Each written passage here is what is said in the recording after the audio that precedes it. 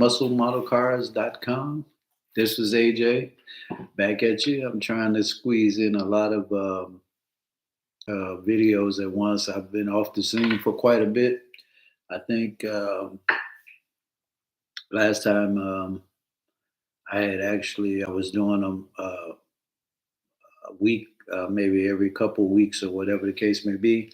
But what happened is I got busy and I was still doing the work, but I didn't have time to broadcast and show what I um had been doing. Um, a lot of these bills that I've been doing in 2024 and 2025 were as a result of my past vehicles that I've had the opportunity to own, or or friends of mine that might have had some. So uh, and that I liked, or family members might have had. So all the vehicles that I'm showing, they appeared in my life at some time. Not that you really care, but to me, that's why I do it. Gives me memories of it, and good memories, and some maybe trying memories, and then some bad memories. But all of them were significant for me to go through whatever it is I went through. So anyway, getting started with it. I had the opportunity. These vehicles were in 1978. I was in Fort Hood, Texas. I was about, I want to say, let's go with eight.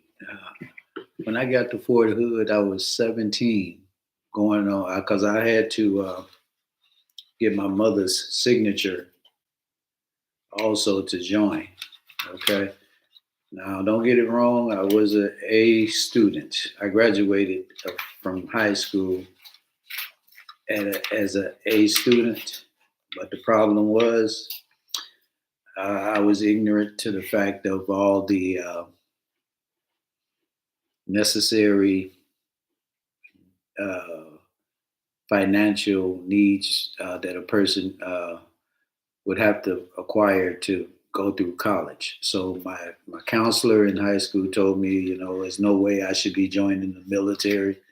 But when I took it home, uh, my parents, I don't think they actually uh, didn't want me to go, but I was at the age where I was trying to get out the house. Uh, you know, you know how as teenagers are, we think we know everything, and you just want what you want when you want it. And you guys probably have kids like that right now. You'll get through it one way or the other. But when I went in, it was 1970. Well, I enlisted before I even graduated. Uh, I made a commitment to go because I didn't actually know all the necessary things needed to uh, start college or to go away, room and board and all that. I could have went to a community college, but I didn't want to do that. So I wanted to see the world anyway, and the only problem was would have been leaving my heart at this point was my now wife, and I had to do it though because I had to get out the house. It was just time for me to go.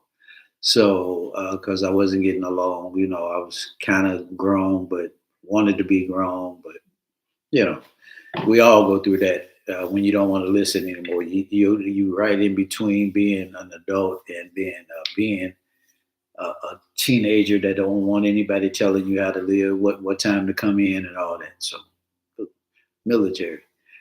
Um, so what I did was when I went in, I met a lot of different guys from all over.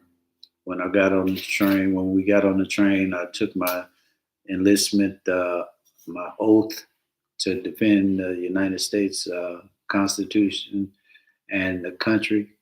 Um, I got on a train. I went downtown, took it one more time before I left, uh, and then at the induction office, and then they took the physicals, all that stuff, and then what happened is you end up meeting people, and that was my first introduction out of my little bubble of friends that I had in high school and whatnot, and then they ended up becoming friends that you go through training with. You go through basic training. You go through AIT, which was a name for Advanced Individual Training, and then after that, you go to more school. Sometimes, if like you being an airborne ranger or something like that, you go to jump school. Learn how to jump out of airplanes and all that stuff. Or you would go to engineering, which is where I went to engineering school based on your testing and all that stuff, or you go to infantry based on whatever you tested. So, being going to engineering, me and a few more other guys went to. Well, it was more than a few. A few went to. We all were headed to basic training, but we would have been divided into depending upon what your MOS was, which is your career choice. You had options within that test score that you had. So anyway, I ended up being going to the engineering brigade, and I met a couple of people. One of my friends I ended up with was his last name was Bradley. That's all I can give on that. But anyway, he I met him. He was from the south side of Chicago. I was from the west side. But we got together, both being from Chicago, we became buddies like that. And then we just started hanging out, and everything we did, we pretty much did together. That was in basic training. And then he was in engineering also. And I went then we went to Virginia, where we went to AIT, which is school to learn more electronics and engineering techniques to troubleshooting power generation equipment, and all of that, and electronics repair and all that stuff. So we would end up doing that. And then after that, we both ended up after that, schooling and training and passing all basic training, then passing schooling, we went to training. I mean, we went to what they call permanent party, which a lot of times it ended up being a permanent party. But it's a permanent party because you're on your own and you by yourself. You ain't got no parents. You ain't got nobody telling you nothing. So all we did was go there and end up uh, being there for quite a bit. And then while we were there, now we need transportation. So that brings me to this. He ended up purchasing a vehicle. I had another friend. He was a guy from the South. He ended up buying a Mustang Boss 302. Batteries were all in the back seat. It didn't have a back seat, but he had it was a Boss, I think, 302, if I can remember, jet black interior seats, black, and it had a double shifter. And that thing on base, he got tickets every time he put it in second gear. That's how fast it was. And he had to keep it in first gear as long as we were driving around the base. And so he ended up getting that, and he ended up having to, I guess, stop driving it on base in second gear. He only could, because if he put it in second, it would have, because I think the speed limit was like 35 on base. But if he put it in second, of course, it was, you had to be over, 40 already. So he ended up getting in a lot of tickets with that thing. and so we got stopped a lot of times by the MPs. Okay, with that, and I can't remember his name. He was a white guy who was a friend, very very down to earth kind of guy, and we all jailed together. I mean, there was no color separation between when you're in the military.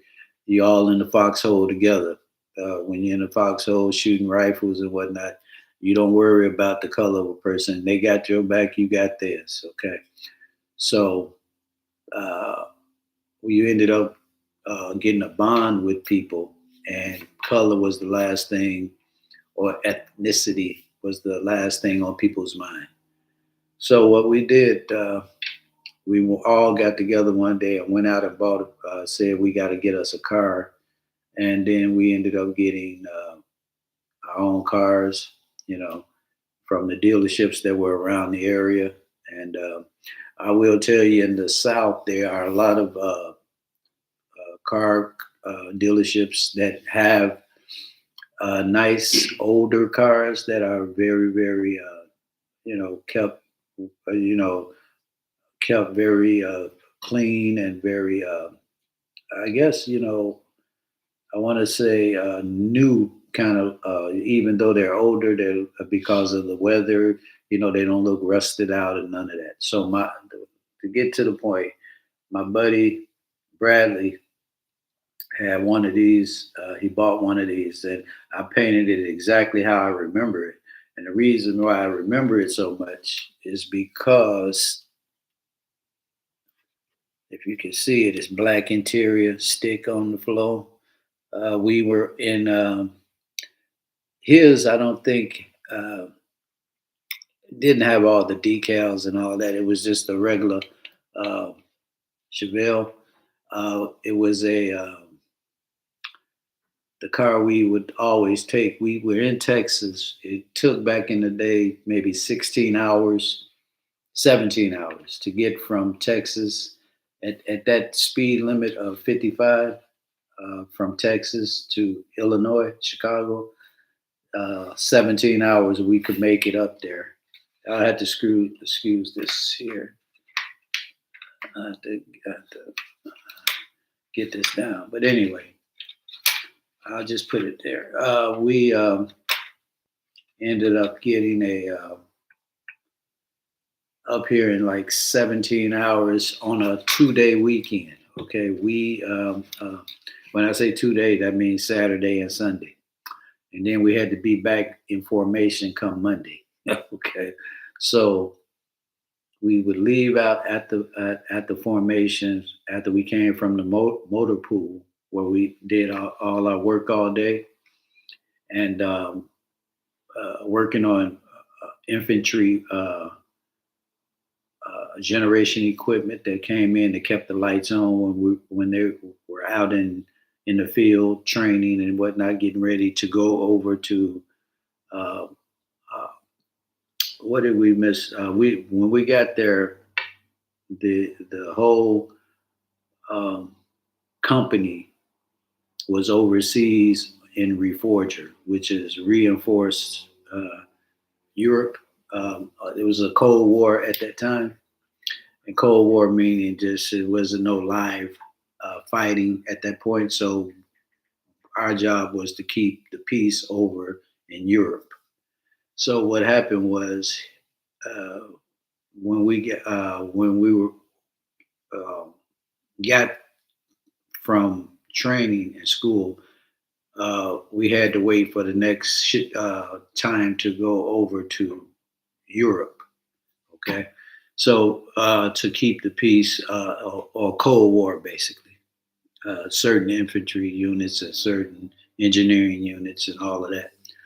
So what we did was while we were waiting, we all we did was train, and then on the weekends we would we had an opportunity to go to each other's surrounding states or whatever. So we would drive, calculate it, drive it, leave out after the last formation from Friday. We wouldn't have to be back. We couldn't go over an 8 hour. I mean, a think it was a 17, 18, 24 hour away. You had to be back within a 24-hour period if something broke out, and it was a mandatory formation. So we ended up going overseas. I mean, over to other states with our buddies because it was 12 of us and we all kind of stuck in a clique pretty much. And we'd go to like surrounding towns like San Antonio, Dallas, and we'd be visiting colleges and whatnot, and partying on the weekends, as long as we made it back by Monday. So we got it in our head that we was gonna try to make it back up here to Chicago. And our buddies, like one from Cooper, he was from North Carolina, and we went home with him one time, and we went with Cuba, Cuba. Uh, Kubia. He was from Philadelphia. We'd go there sometimes. So, well, I did get to visit the world. So, this car here brought us up here to Chicago, and it took us back to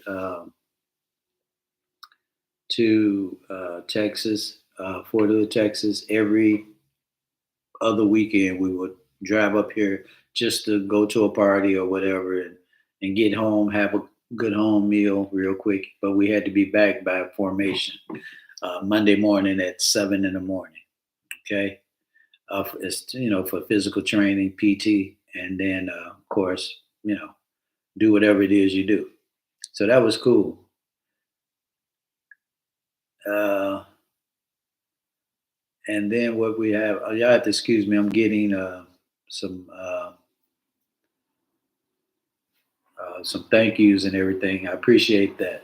So we ended up coming back, um, making it just in time for formation to get and everything on Monday mornings. So we had to rush. So it was a 17-hour nonstop drive, and that was fun time, and much younger then, but you know I don't think it was smart because we could have. A couple of times we ended up being almost, I guess, stuck by the car, overheating or whatever because we was driving it hard. And we did it plenty of times. In the car that I'm going to build next, I'm gonna look for it, get it. I ain't gonna say next, but soon. Once I get it, I'll do it the way I had it back in Texas. So anyway, this was a Chevelle that he had, Bradley. He had this, and this car got us back and forth until I ended up getting my car, and then he ended up riding with me sometimes. Sometimes I ride with him. Okay, and I don't want to tell you what car that is, but here's a look at it. The one that I got, I won't tell you, but this is the vehicle here. I don't know why this thing won't come up. I'm gonna have to look at it. Something they had popped it loose, but anyway, this was it here. It was a Chevelle. Okay, very nice. And I got the wheels exactly the way the wheels he had on there, honeycomb looking, stripes, all of that. It was all there. And he kept it.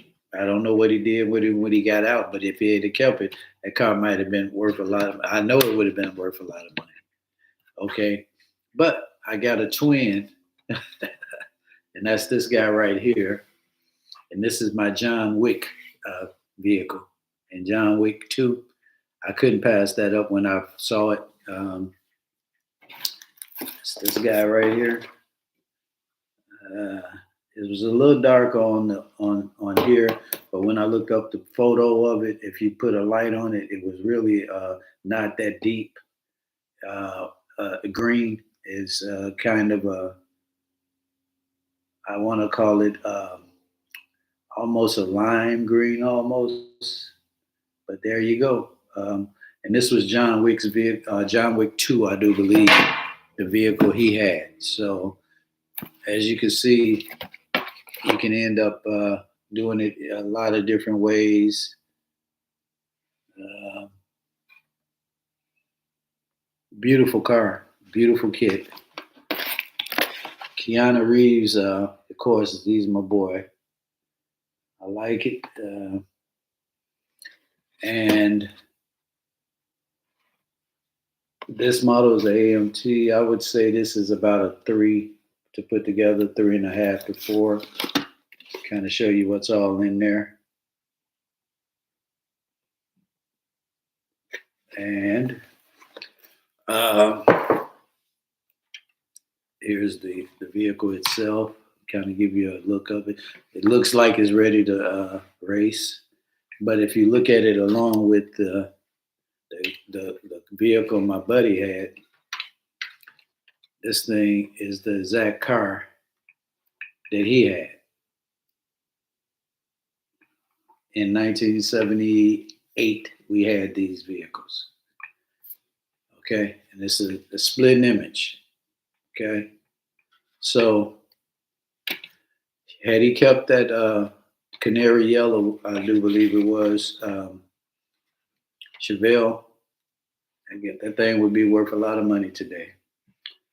So this is the John Wick vehicle I put together. The interior is a dark, kind of grayish looking uh, dashboard.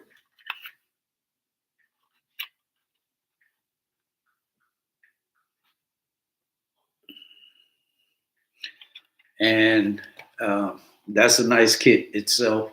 I would say this is about a 3.5. You know, not too much, not too bad. So anyway, I'm gonna let you guys go. This here is John Wick.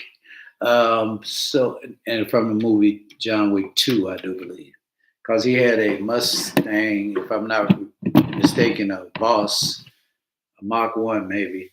I had to look, but I'm gonna let you guys go, and I'll talk to you later. I'm gonna show you one more, and I'm gonna be done. I should be caught up. Okay, you guys take care. Bye